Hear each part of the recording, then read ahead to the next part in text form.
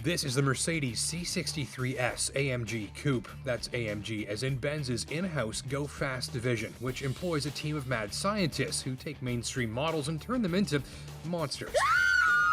Now think of performance in terms of taking in a performance or a show when you really start to get this car. Now in a car, performance can be expressed with numbers, specifications, time to velocity measurements, cornering G-forces, and pounds-feet of torque.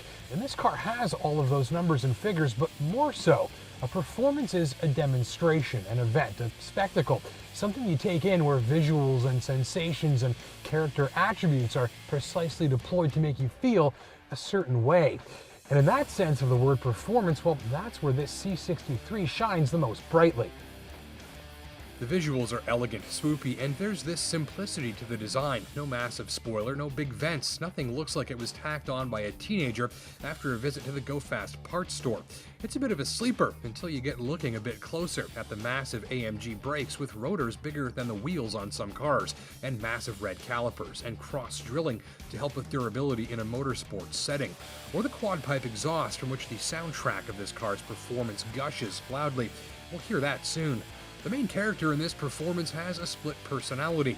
Comfort mode, everything is soft and relaxed and easygoing. The C63 rides a little stiffly here, but she'll do many hours of comfortable cruising with ease. Then there's Sport, Sport Plus, and Race mode, which get things riled up in progressive stages, the most furious of which see the suspension as rigid as a steel girder, absolutely instantaneous responses, and a hot rod character that slips and slides and burns tires and sounds like it's spitting flames.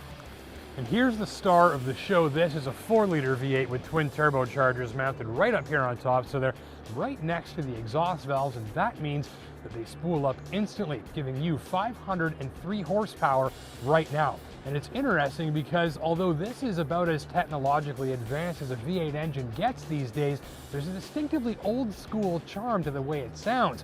And I have a sneaking suspicion that you might like to hear what that sounds like.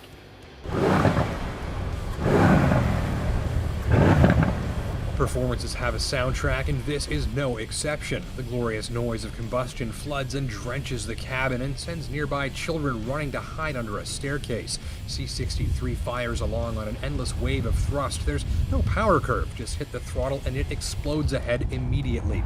The 7-speed speed shift gearbox doesn't muck around either. It shifts immediately. Use the paddles and the gear changes complete as fast as you can click. Use automatic and open the throttle, and the right gear and full power snap into action right now, and you feel like you've just been rear-ended by a speeding bus. One of my favorite visuals from in here is watching just how crazy fast that tachometer needle moves on shifting. It's as instant and precise as the second hand on an expensive watch.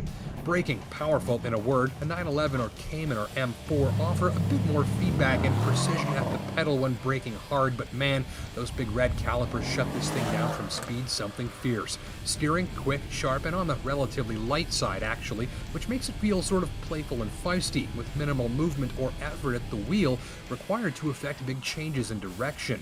You need to partake in some closed course track driving in this machine for 2 reasons. 1, because that's what it's built for and you're paying for that capability, and 2, because you'll go nowhere near what this machine can do on a public road with any chance of keeping your license.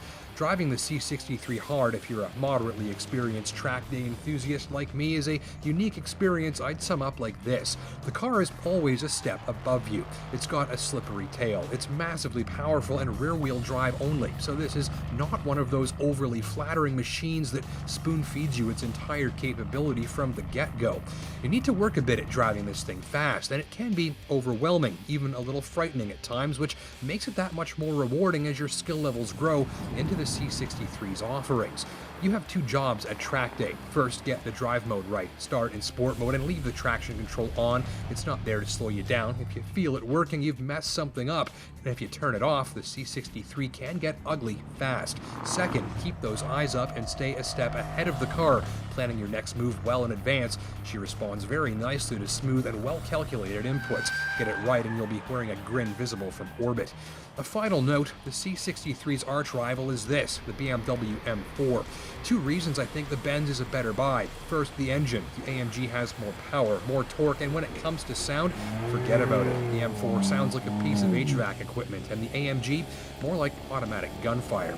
Second, the cabin. I like the M4's interior. It's high-tech, but I like the C63's interior more. It's just as high-tech and a measure more luxurious and classy, too. This might just be the car to have in this segment right now. My only complaints were the cheesy-looking fake exhaust tips and the dorky shifter stick on the side of the steering wheel, as well as a touch of fussiness to some of the interfaces. I'm sure the megawatt stereo sounds pretty good, but I've never really turned it up.